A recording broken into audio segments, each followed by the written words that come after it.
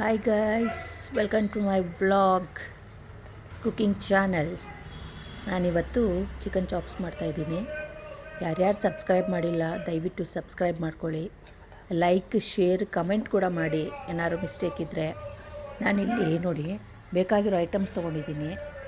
ಎಲ್ಲ ಇದೆ, ಚಿಕನ್ ಇದೆ, ಐಟಮ್ಸ್ ಇದೆ, ಒಗ್ಗರಣೆಗೆ ಒಂದು ಈರುಳ್ಳಿ ಪ್ಲಸ್ ಐಟಮ್ಸ್ ಎಲ್ಲ ರುಬ್ಕೊಂಡಿದ್ದೀನಿ.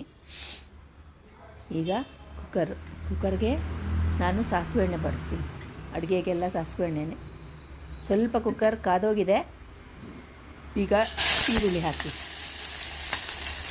ಈರುಳ್ಳಿನ ಸ್ವಲ್ಪ ಫ್ರೈ ಮಾಡ್ಕೊಳ್ಳಿ. ಈರುಳ್ಳಿ ಫ್ರೈ ಮಾಡಿಕೊಂಡು ನಂತರ ಅದಕ್ಕೆ ಚಿಕನ್ ಆ್ಯಡ್ ಮಾಡಬೇಕು. ಚಿಕನ್ ಆ್ಯಡ್ ಮಾಡ್ಕೊಳ್ಳಿ. ಈಗ ನೋಡಿ, ಸಬ್ಸ್ಕ್ರೈಬ್ ಮಾಡಿ ದಯವಿಟ್ಟು.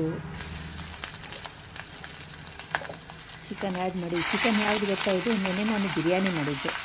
ಅದರಲ್ಲಿ ಉಳಿದಿದ್ದು ಬಳ್ದಿದ್ದು ಎಲ್ಲ ಇರುತ್ತಲ್ಲ, ಆ ಪೀಸ್ಗಳನ್ನ ನಾನು ಈ ಥರ ಚಾಪ್ಸ್ ಮಾಡಿಬಿಡ್ತೀನಿ. ಲೈಕ್ ಲಿವರ್ ಅದೇನೇನೋ ಇರುತ್ತಲ್ಲ. ಸೊ ಇದಕ್ಕೆ ಈಗ ನೋಡಿ ಒಂದು 5-10 ನಿಮಿಷ ಹಂಗೆ ಮುಚ್ಚಿ ಸಾಲ್ಟ್ ಹಾಕಿ ಮುಚ್ಚಿಡಿ. ಸ್ವಲ್ಪ ಫ್ರೈ ಮಾಡಿ.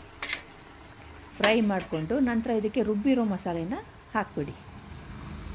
ರುಬ್ಬಿರೋ ಮಸಾಲೆ ಹಾಕಿ, ಸಾಲ್ಟ್ ಮೊದಲೇ ಹಾಕಿರ್ತೀರ ನೋಡಿಕೊಂಡು ಹಾಕ್ಕೊಳ್ಳಿ. ನಾನು ಇದಕ್ಕೆ ಶುಂಠಿ ಬೆಳ್ಳುಳ್ಳಿ ಮರ್ತಿದ್ದೆ.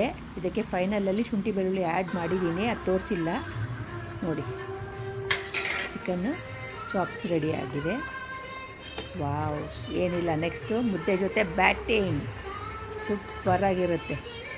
ದಯವಿಟ್ಟು ಬ್ಯಾಕ್ಗ್ರೌಂಡ್ ಬೇಜಾರು ಮಾಡ್ಕೋಬೇಡಿ, ಸಖತ್ತಾಗಿರುತ್ತೆ. ಮಾಡ್ಕೊಂಡು ತಿಂದು ನೋಡಿ. ಬಾಯ್.